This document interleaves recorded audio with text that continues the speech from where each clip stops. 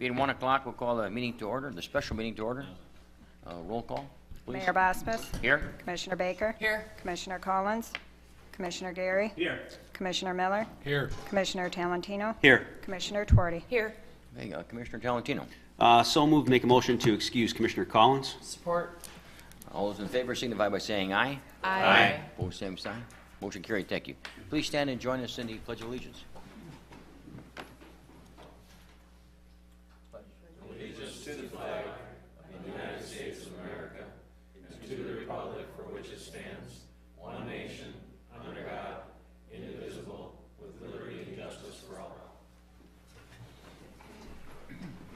Thank you very much. A couple of things. Happy birthday to Shane Miller. I believe he's 51 yesterday. So happy birthday.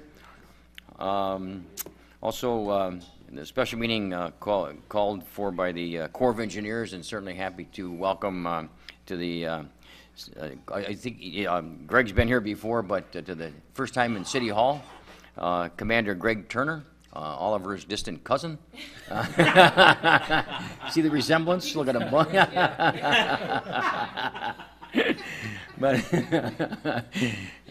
But seriously, it's certainly a big item for our community, and to bring us up to date. We're the first official meeting of the Corps concerning the new lock and certainly the Carbide Dock property. So with that, we'll turn it over to City Manager Turner.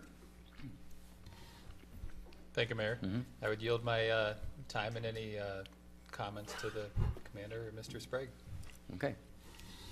Also, Kevin Sprague, the area engineer for the Sault locks. Commander Turner, you can come on up. Thank you, Mr. Mayor. Well, are we going to try to use the open mic here? While I get mic'd up, I'll have a couple handouts I'd like to pass out to the audience.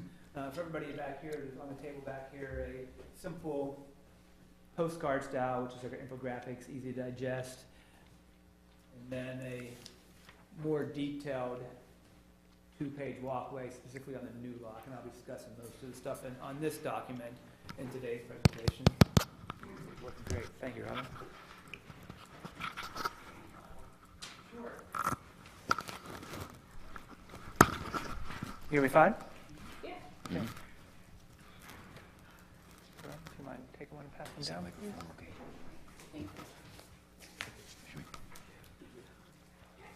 Thank you.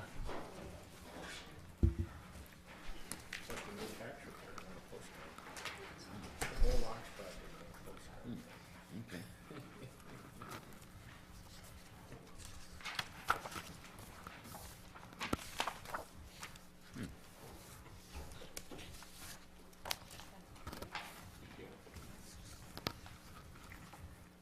Okay.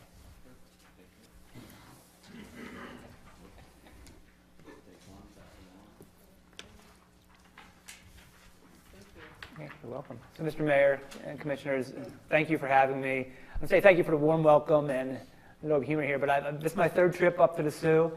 When I first came in the job in July, one of my first trips was up to here in actually early August, and I think it was 95 degrees for 3 straight days. I don't think the Ojibwe has an air conditioner. I don't think it normally needs one, but it was a great welcome. Yeah, really beautiful first impression, and an amazing team. You mentioned Kevin and his team, Joanne, and then 2 of our new branch managers, Leanne Rykegum and Jeff Harrington, really knocking it out of the park. But remember how warm it was up there, kind of gave me a good impression of the Upper Peninsula, and that all the legends of it being an Arctic wasteland are so not true. So I came back up, but I heard, hey, it gets cold up here, right? So I came back in December, brought my family along for some pre-Christmas skiing, I thought. But then I stopped into the office to do some work, and that morning I jogged in shorts and a t-shirt. I don't know what happened, but it wasn't much snow. Thankfully, we got a little bit of snow that night, and enough to do skiing on groomed ice the next day. So it's a little bit like Lower Peninsula skiing, I hear. And then I come back up just yesterday afternoon, and it's pretty warm out this afternoon even, though Yes. here we might be getting some weather to welcome.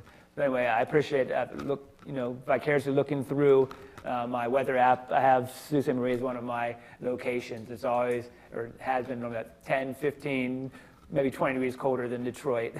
And so I appreciate turning the thermostat up for me in the summer and then here, but it's kind of getting in the way of the ski. But jokes aside, I do appreciate the chance to have what the Mayor said is true. It's our first public meeting really about the new lock after funding. So this has been a dream for quite a few years, right? First authorized in 1986, then reauthorized a number of times, and then, but most recently this fall, in 2018, it was reauthorized at $922 million in current year funding, and there's a lot of hard work went into that, and a lot of pat on the back going on, which was warranted. It took a lot to get that across the finish line. But that said, even then, we weren't any further than we were in 1986, really.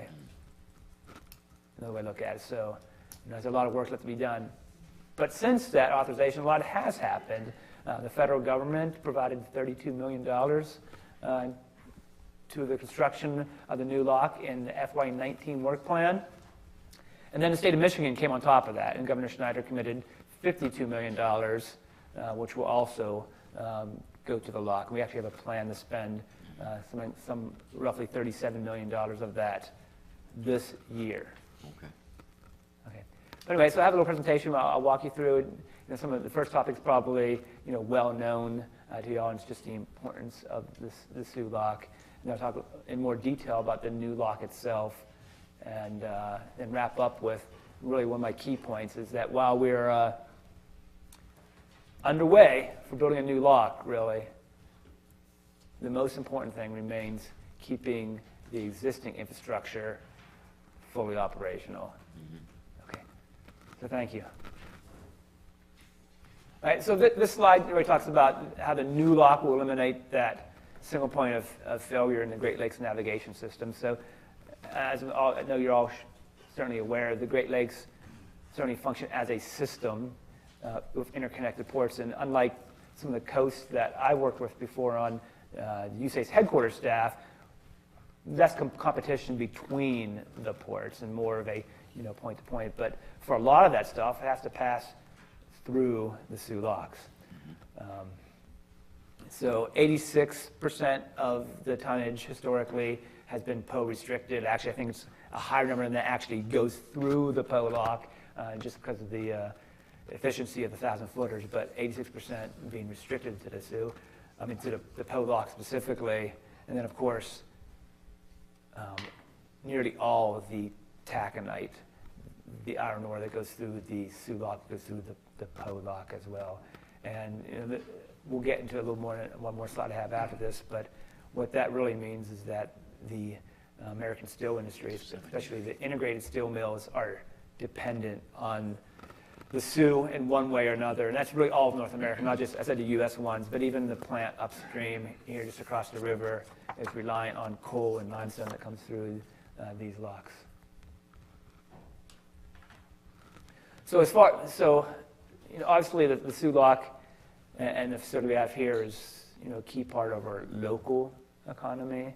I'm sure quite a few of our employees are related to one or another of you, provide a lot of jobs and incomes, and of course just the local tourism among, if nothing else, but also has a huge regional importance, as demonstrated by the commitment that Michigan made to commit $52 million.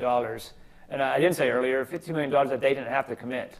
So it was originally authorized in 1986, it was a cost-shared project. And then in 2007 was most recently reauthorized until this past year. That cost share went away. It was rescinded as a 100% federally funded project. And Michigan contributed that money in order to move the project ahead faster. But then this slide speaks to a little bit of the national significance. So while a lot of industry relies on the Sault locks and the PO in particular to ship everything from coal from Minnesota to Monroe and other places, the American auto industry is especially reliant on steel that is made from iron ore that comes through this lock. So it's estimated that between 2 to 6 week outage would have significant impact, depending on the time of the year, of course, on the steel industry and therefore trickle down to the auto industry. I believe it was simply something like just over a week, 9 days shutdown we had once shortly after, or late opening that we had once that did in fact idle one steel mill a number of years ago. So those impacts are well understood, and really the reason why the lock is here and reason why the federal government's committed to building this project. So what are we building? Here's an interesting graphic here. Of course, on the left-hand side, we see the existing locks, which you may be familiar with, and putting a new lock. So in the footprint of the Davis and Sabin locks, we'll be putting the new lock. And you see it's actually on the north side. We'll be using the North Pier wall is kind of where we'll rebuild the new lock. And interestingly, we had questions before about, it says on the slide, the new lock will have the same dimensions as the existing PO lock. That's significant, and we get that number of times. Why? Why not build bigger? We can get bigger ships through. It would be more efficient. It's a simple answer for that question. We don't want to be stuck in the same place, 20 or 30 or 40 years now that we are now, when we have ships restricted to a single lock and just back to the same place. So the authorization is for a redundant lock. I don't like using the word redundant because that makes it sound like extra, but it's not really extra. It's what we need to have a resilient system. And so it's really, call it the twinning of the PO lock. So it will be a younger brother of the PO, but the same dimensions. So how are we going to get there is the next question. So you see from this slide a little color coding, but in case you're not good at colors, what it shows in the purple are the first two things, what we've already done. So if you've been look from above, you probably already see that we've cofferdammed, or even looked on Google Earth, you see we've cofferdammed off the Sabin lock to help us prepare for that. And we've also completed downstream channel deepening. The very next step, and what the federal government actually committed the funds to this past fall, with almost $0.4 million, was for upstream channel deepening. So that includes some design money, but also the war. But it's going to cost a bit more than that, so we're going to use some of the state money for that as well. But we expect to finish the design of the upstream channel deepening and award the contract this fiscal year, so by the end of September. After that, and actually we've already started continued design work for the what's shown in green here, may be hard to see, but that's just the upstream approach walls. So underneath the railroad bridge here, there, and then on the north side as well. And then also in the last and kind of the long point that we'll get to the timeline next is the chamber itself. Can we ask questions along the way, or do you want to wait till after the presentation?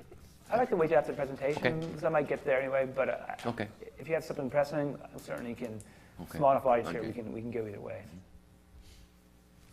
Here's the timelines. Maybe one of the most interesting things, kind of shows cost here in just a really ballpark, a number we use, order of magnitude, really for more contracting purposes. But you see each of those three phases I described from top to bottom, upstream channel deepening, then below that approach walls, and finally lock chamber. When we're going to start design, so all three of those designs have been really resumed. What we're going to do procurement, which again will be this year for upstream channel deepening, then how long we expect the construction period to take. And from the beginning of really start of construction to the end of the chamber construction with efficient funding, so this is, assuming we get our full capability every year, 7 to 10 years. I say 7 to 10 years, contingency number of different reasons, including whether we work through the winter or not with the contractor. And that's where the asterisk kind of gives you the asterisk in the middle, or not the middle, but toward the middle of that last line says, that we're shooting for the 7-year period would be. That's really as fast as we can hope to get that one done.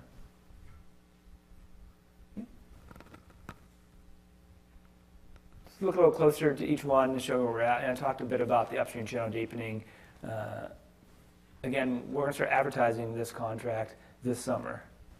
So we're wrapping up design now, doing a little sampling and coring, trying to do it through the ice this winter to save us some time. But hopefully award that contract. Right now it's scheduled for 26th of September, trying to keep it in this fiscal year to execute that federal money. And people might think, well, why does it take that much money or that long to get done with just a deepening, especially if you're familiar with dredging, and normally it could be done fairly quickly. This is a picture from when we deepen the downstream side. It's not just loose sediment. There's bedrock down there. We're actually going to tear some of that bedrock up in order to deepen the channel. So we may be blasting. I believe we did blasting for the downstream channel, and that's also why some of the design takes some time. We're going to use explosives. We need to be careful about how we apply those explosives.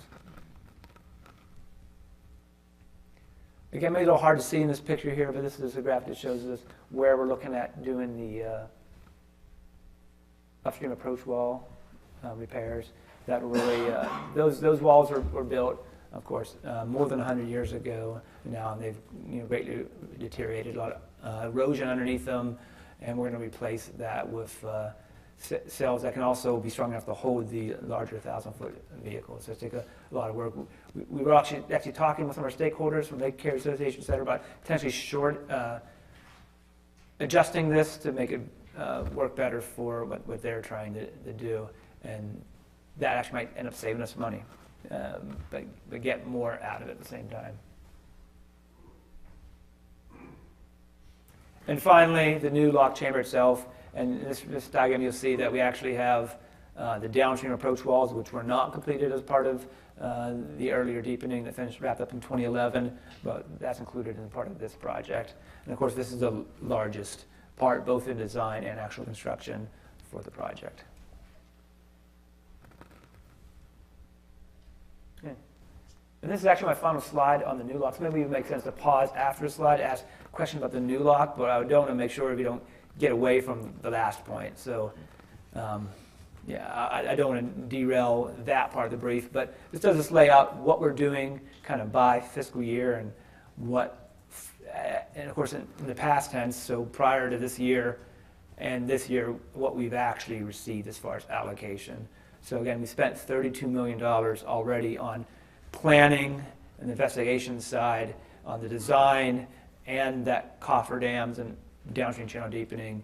We've received, it says 69 million, but that's actually the addition of those two numbers underneath there, the 32 plus from the federal government and 37 that we're going to spend for Michigan's money. So you can add about 15 million more that we've received from the state of Michigan, and we're just banking that right now to use to fill in gaps in federal funding this year, coming year, or in the future after that. And then you see how we ramp up after 2020, requirement of roughly $140 million a year to complete this project in 7 to 10 years. So I will go on and talk about some of the things I said. Hey, well, this project is moving forward. Again, we're going to award a contract this fiscal year. That doesn't help us a lot if we can't keep the existing facilities. So we're investing now a lot of blood, sweat, and tears and federal funds into keeping the existing facility in operation. So these are three projects that are priority projects that are funded by construction dollars. And really the major one here is the Davis and Poe pump well.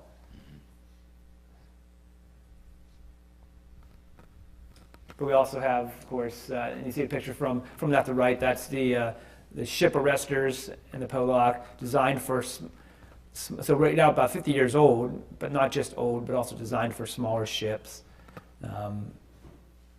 Above right next to that is a picture of the Davis pump well. So we're going to replace those 100-year-old pumps, which are, again, not just old, and it's not a deal of being old. We have a lot of old things. This is an old city, all right?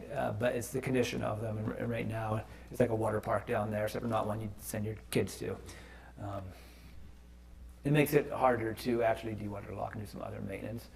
Right above that is the tainer valves for the MAC locks, help us empty and fill the MAC locks. So if they would fail, and as they get older, they're more likely to fail, we would lose the ability, first, if one failed, to double the time of a lockage. And of course, if both on one end of the lock would fail, then the lock would be out of service altogether. And then finally, on the far right there, you see the stop logs, which we would need in order to do maintenance on the dewatering gates. Okay. Then this project itself has its own timeline. So I guess if you could put this alongside the time, you see that a lot of stuff going on at the same time. While we're doing design and construction of some of these other 3 major phases of a major new lock construction, we're also working on major projects to keep the lock in service, the locks in service. But we'll wait. It gets better. That's not it. We have also an asset renewal plan. So this takes it from the construction side to the operation and maintenance side. We're spending money we received for the Harbor Maintenance Trust Fund in order to get after a number of other priority projects. So as you see on the second thing down, this is $115 million already funded to go to these projects. And then we have $75 million remaining and stuff to be funded. And you see we've actually had a tick up, if you look at the bar charts. Well, we had 1 year in FY '09, and I think this is when we're trying to do economic stimulus, where we got a huge jump and over $16 million funded. It's been much lower until the past 4 or 5 years, where we've seen a steady increase in the amount of money we're receiving to get after asset renewal. And quite a few projects included in there. And another thing to note is that doesn't even cover our base operation maintenance. We spend about $15 million a year steadily for just operating and maintaining the locks, not including getting after these important projects to improve the reliability and maintenance of the locks. So with that, this is probably a good time to take questions. I'd be happy to go back to any slide if you had particular questions about a slide or answer your general questions. Okay, thanks. Let me start. A lot of millions of dollars being spent over the past 10 years probably, and going forward for the next 10 years or more. But it's like the city of Sault Ste. Marie. You have continual rehabilitation of good thing. You want to keep things new or like new. So I guess is the Corps looking at, and I don't know if you can answer this or not, but more employees here, during this period of time. Now, I know you've hired some additional engineers just recently, but do you see a larger contingent here in the Soo Locks area, which means that we're going to increase full-time employees or for the whole area, like the city of Sault Ste. Marie, buying homes, groceries, that kind of stuff? Yes, is the short answer. Okay. I don't know the exact number, but roughly 20, 25 additional employees will be added to the construction side. And really, it's for the efforts that we've already talked about, the major rehab, those 4 major projects, and the new locks. So, sure. I say temporary, but really long-term temporary. Talking, sure. I said 7 to 10 years just for new lock. That's from when construction starts, which hasn't started yet. And the major rehab's already starting. So, 12 years or more we expect to have the staff, which we're already starting to hire. Are most of these professional type jobs where you have an engineering degree and an actual worker? You're probably looking at more professional type jobs too. I think we're most looking at professional type jobs, but not necessarily degreed engineers. We're going to need construction representatives, safety people, even public affairs potentially. Sure. So it's not just a professional engineer that I need at a certain level. I don't know, Joanne, you want to speak to that a little more? What kind of specific grades and, not grades, but positions we're looking for? So there'll be engineers, con reps, construction management, so schedulers, materials technicians. So it'll be white collar. White collar, okay. Almost. Yeah. Great. Of course, and specifically, I think you're asking for is is the core hiring. So of course, a lot of the blue collar jobs are going to come From contractors. contracting Private. side of the Yeah. house. Okay. Questions? Commissioner Gary. So as far as the funding of it, Senator Peters was in town last weekend, and I think somebody asked the same question of him. The opponents of the governor would say that the $52 million will be reappropriated somewhere else. Then the opponents of the president are saying that with his emergency declaration for the wall, funds are going to be shifted somewhere else. So what is your opinion of the viability of the funds staying? I'm assuming you said in your statement that the $52 million is already in core possession, I hope? Yeah. So Okay. the $50 million from the state is we physically receive that money. All right, great. So it's like in the bank. Okay. It will not be spent on anything besides the SULOC. That's pretty Good. simple. And the federal money, we'll see.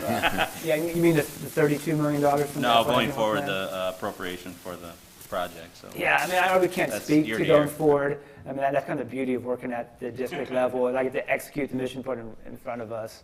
So I have to really let, Congress and the administration work through, what they'll appropriate. So that, which is one of the reasons why, I think I was preaching to the choir a little bit about the importance of the SULOC, but, I think that can't be left unsaid. It shouldn't be assumed that now we've got it reauthorized, we're good to go and we're guaranteed, we're not. So, I would like to, I'm planning on bringing another congressional delegation up here this summer, maybe during Mackinac days, maybe just a Michigan delegation, but it's really beyond Michigan.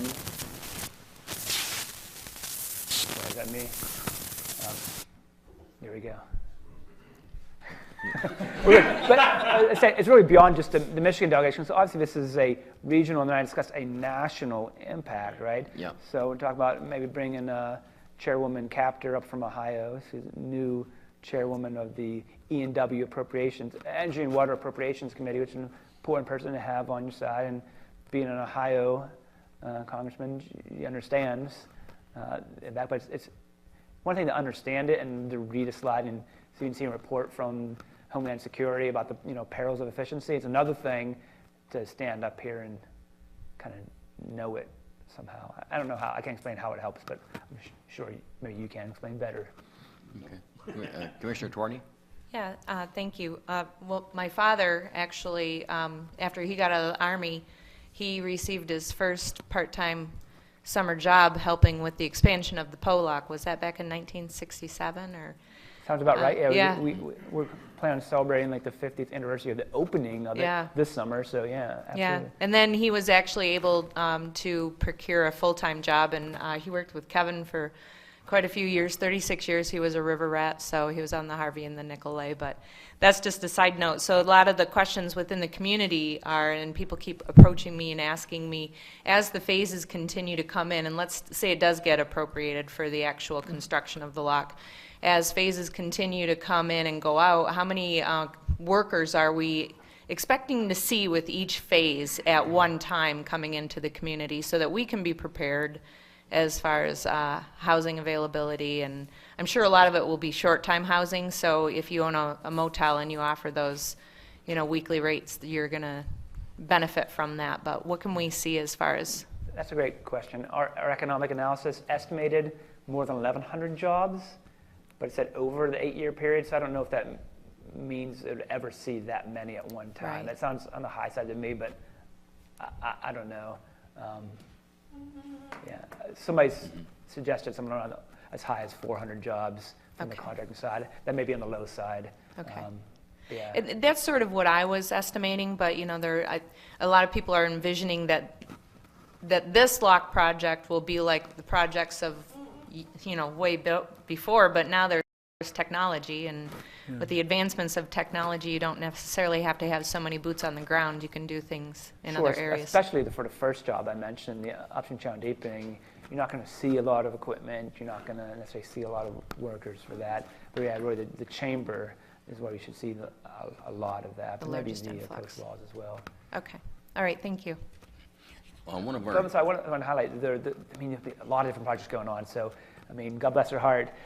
We have a team of people managing all that major rehab and asset renewal and a whole bunch of projects. We'll have their own contractors for much of it occurring at the same time. We have a whole other project office focused on the new lock. So, A, it's a challenge to do all this together, but B, talking about 400 people, I believe that's, I'm sure the 1,100 or 400, whichever number you think's the right number, that's for just a new lock. Okay. So we add like a $30+ million Poe and Davis pump well project on top of that. That's it has to be dozens of workers. I'm not sure if you have an estimate for that project specifically. I've heard that a lot of the questions from local contractors are already starting to come in at the local core, and because one of the girls that works in construction comes into my health food store. She was actually in today, and she said she can't tell me how many phone calls she's already getting from local contractors saying, how can I bid on a project? And so, Yeah. it's a federal job, and just so that I can kind of get people from hounding me, asking me how can I get local people jobs, that's not within the city of Sault Ste. Marie's realm, right? No, I don't think so. Okay, thank you. And one of our priorities this year, our goal-setting session was the logistical things that have to occur. So we'll be meeting, I'm sure, with local core folks that and talking about housing, food, in the preparation of what it would take to move forward with contractors coming in and what their needs are going to be. So that's going forward. That's something Yeah, that'll and be it's important. obviously a major undertaking. Yeah. Something as simple as parking. What's the plan? Will they be potentially busing people in from like a parking lot on the outskirts of town? Will they try to establish a parking lot somewhere nearby and even use a ferry to bring people in? There's all kinds of options and different ways we can go with it, but something that we can't just allow to happen. We can kind of Yeah, because parking is so important for the tourist area, and then you have all these employees that we continually bump up against, even now, and that's been that way for core employees trying to find work, and now we have the new housing development going to be where a lot of folks did park, I think, and walked. So it's going to take some cooperation, coordination, and maybe I don't know, a shuttle or a little further away, some property the Corps owns, I think, off-site that, down in the corner, I think you guys still, or no, you used to, I think you don't own that property anymore in the corner of Magazine and. Yes. Okay. So that's maybe a possibility, but it's exciting. I guess we envision, when you see earth being moved, you envision trucks and that kind of stuff, but if you're going to maintain, traffic coming in and out of the lock area, boat-wise or ship-wise, is it primarily barges that are going to be moving the earth when you start, dredging and moving? You're going to be moving a good segment of earth from one area to another area, right? Well, so the deepening will be barge work, but the actual lock construction will be off-road trucks with off-road, with roads going up on where piers for Okay. moving the demolition. Interesting. Oh, We're certainly thinking about where we put this material too. So something I didn't point out on this particular slide shows the upstream channel deepening is the hatched area. So hopefully we don't plan on moving it very far, but taking that material from the channel and just moving it onto the pier where we make a windbreak out of it effectively, but also have a short distance to dispose of stuff and therefore reduce cost that way. no, is it offshore, is that the gray, or that lined area? Yeah, that's right. Is that north of the lock? That's right. So it's not on land? It's North and west. So northwest, yes. It's existing land. Okay. The northwest pier, we call it, or dump. Okay. Yeah, just a little less of Algoma steel you're going to see. That will be, I believe that pile will be just over 80 feet high. 80 feet? Wow. Okay, that'd be a good windbreak. Maybe even stop some of the storms coming in. No more lake effect, maybe. Anyone else? Well, it's exciting. Yeah, I'm sure if you think about it, you probably could ask questions all day long, but moving on to do you have some information about the carbide dock, right? Or is that all part of I don't have too much it? information. I'd be happy to talk to you about it. I understand that the city got a grant from the federal government in order to rehabilitate the carbide dock. I think it's a key location that certainly could facilitate the construction. It'd be potentially a parking location, if nothing else, access for boats to help us, just what you said, whether we have barges or what, moving, there's going to be some jockeying of equipment in and around the locks that's going to potentially make ship traffic a little more difficult, and the carbide dock could be part of the solution for that. And I'll have the city manager, Oliver Turner, talk about that, but before you do, when you start talking, we have a slip that comes in at the carbide dock that's in really rough shape. If we could be lucky enough to procure funding to fix that, because it's in really, I think Kevin certainly knows we got a lot of I think it'd be rotten. for us to understand the scope of the carbide dock repairs, and if you have a rough idea of construction. I mean, you can see the new lock chamber looks like actual physical construction in 2023, and so understanding kind of logistics for the schedule that you guys may have, if you have one yet. It'd be nice to be able to fix that eyesore on either side, as long as the carbide dock's gonna be totally new. That other little slip that comes in, which is like a protected area, would be nice to be able to procure some funding for that to get it done all at once. City manager, you're on. Thank you, Mayor. Certainly, if there's additional time that you have in your schedule, it may be a great opportunity for city administration to meet with the Corps to do some intensive planning in terms of how the carbide dock can fit into the plans of these various improvements. As the mayor mentioned, the city was very fortunate to receive just under $21 million build grant from the Department of Transportation for, in large part, for the reconstruction of the dock wall at the carbide dock. And based on my understanding, we have our city engineer who can probably answer specific questions, but that the timeline would provide that the dock would be reconstructed by 2023, possibly early 2024. I don't know if the commission would prefer an update from city engineer, or if the commission has questions. Linda. Sure. Linda?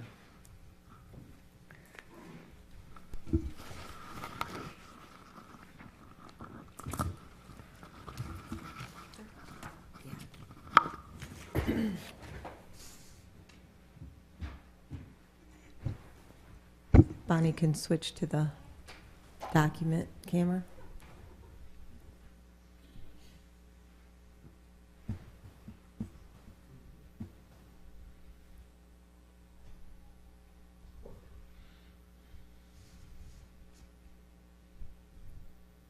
You get down a little, that's as far as she can come. That's better.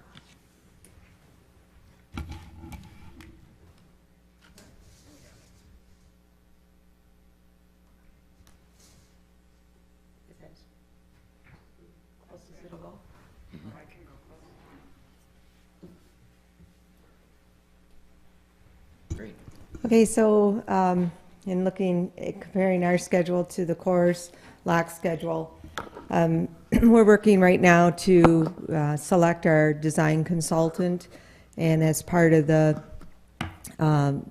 planning and preliminary design phase, we by our grant, we're required to have our contract in place by October of 2020, but based on our schedule right now, we're planning to have the funds obligated by October of 2019, so this coming October. That's provided we get our environmental clearances complete, and at that time then we can actually start spending money on our design consultant. So we hope to be kicking them off though, even before that, but The schedule is conservative, and I'll give you a copy of this. This generally what we submitted as part of our grant application. Again, it's very conservative in that I projected a construction start of February of 2021 or thereabouts, doing our procurement, our bidding, and having construction done the end of the year in 2022. Based on the statement of qualifications submitted by our consultants just in the last 2 weeks, both of our top-ranked consultants that we'll be interviewing both showed a projected schedule of a 1-year construction time frame, where I was projecting 2 years. So hopefully we'll be done as early as have the dock ready to go in 2022. But at this point, we're projecting full usage in 2023. Excellent. Any questions of Linda? City Manager? Nothing further. Thank you, Mayor. Okay. What is the scope of the repair, though? Is it the entire? It's the entire face. It does not include the slip, but it's the entire face from the hydro plant to the slip, about 1,100 feet. And part of the preliminary work will be to determine what method of construction for repair, whether it's a steel sheet pile wall or just repair or replacement of the existing concrete slab on pier. Does the city have an estimate for the slip repair? I want to say that was around 4 million, but I don't know what that entailed as far as dock wise and so forth. And we don't know what that slip wants to be used for yet. We have a good vision for the dock itself.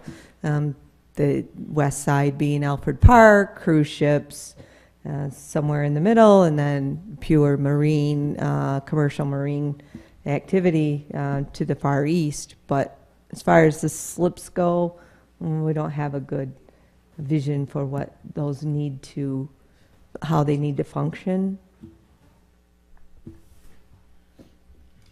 Any questions of Linda?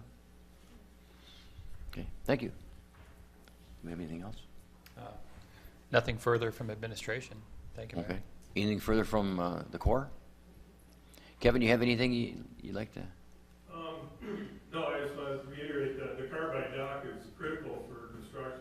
The nearest dock, after that, we're looking at Ryder City, and I'm not sure what Cedarville has for facilities. Excuse me, well, we're on TV, so it's, I don't know if anyone's listening, but if you, you normally in the middle of the afternoon, I'm not sure, but. I was going to say, the carbide dock's very critical. The nearest docks after that are Rogers City or Cedarville. I'm not sure what Cedarville can handle, but for mobilizing equipment and materials into the lot construction site, it's critical. So it looks like those schedules are lining up really good, and that's going to be great. And for that, it's critical. It's also really critical just for our day-to-day operations. That's the one place we can put ships, or ships can go there to tie up when they're having issues rather than tying in our piers and blocking other traffic. So it's a really important facility. Great, thank you. Thank